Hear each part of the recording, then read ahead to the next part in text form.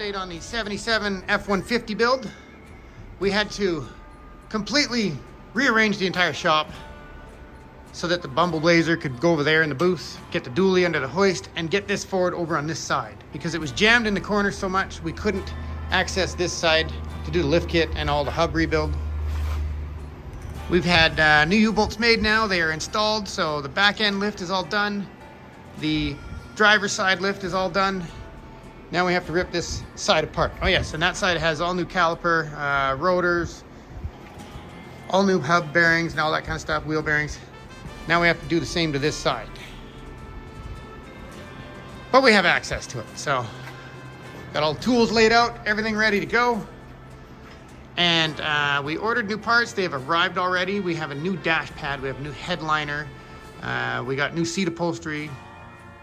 I was not going to go that far, but now that we're at this stage, we have to go that far. So once we get all of the lift kit and everything done, we do have to change the steering column because it's pretty bad shape. And all the shifter linkage, something's happened in the column and it's come apart. So we lost all the gears, but it's not in the transmission, it's not in the linkage, it's in the column. So I'm going to swap the column, and while we're doing that, it has a rear main seal leak, which means we're going to pull the motor out and, you know, clean all the motor up, pull the manifold, do all new manifold gaskets, because we're going to make the motor look absolutely spectacular, because why not if you're pulling it out? So we got lots of new chrome stuff to go under the hood now too.